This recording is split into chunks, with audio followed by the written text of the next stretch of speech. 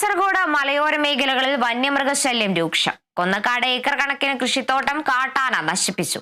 വിളകൾക്ക് കൃത്യമായ നഷ്ടപരിഹാര തുകയും ലഭിക്കുന്നില്ലെന്നാണ് കർഷകരുടെ പരാതി. ജില്ലയിലെ മലയോര മേഖലയിൽ കാട്ടാനശല്യം രൂക്ഷമാണ്. വാഴകളും കവുങ്ങുകളും പിഴുതെടുത്ത് പലയിടങ്ങളിലായി ആനകൾ വലിച്ചെറിഞ്ഞിരിക്കുകയാണ്. 500ഓളം വാഴകളും 100ലേറെ കവുങ്ങുകളുമാണ് കഴിഞ്ഞ ദിവസങ്ങളിൽ മാത്രം കാട്ടാനകൾ കൂട്ടമായി എത്തി നശിപ്പിച്ചത്. കൊന്നക്കാട് കടത്തുമുണ്ടായിലെ കുഞ്ഞുമോന്റെയും ബെന്നിയുടെയും കൃഷിയിടങ്ങളാണ് കാട്ടാന പൂർണ്ണമായും നശിപ്പിച്ചത്. മലയോര മേഖലകളായ മൈക്കയം, കൊന്നക്കാട്, പുഞ്ച തുടങ്ങിയ സ്ഥലങ്ങളിലെല്ലാം നിരന്തരമായി കാട്ടാനശല്യം നേരിടുന്നതായി കർഷകരും ജനപ്രതിനിധികളും പറഞ്ഞു.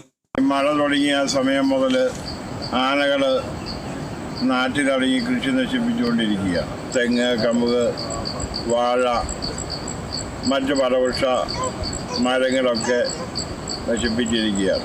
ഈ കാര്യത്തിലൊക്കെ ശാശ്വത പരിഹാരം ഉണ്ടാക്കുവാൻ വേണ്ടി വനം വകുപ്പിൻ്റെ ഭാഗത്തുനിന്ന് നടപടികളൊന്നും തന്നെ കാണുന്നില്ല. ഫെൻസിങ് ചെയ്യും, കിഴങ്ങ് കുഴിക്കും ഒക്കെ വാഗ്ദാനങ്ങളുണ്ടെങ്കിലും നടപടിയിലേക്ക് ഈ കാര്യങ്ങളൊന്നും വരുന്നില്ല.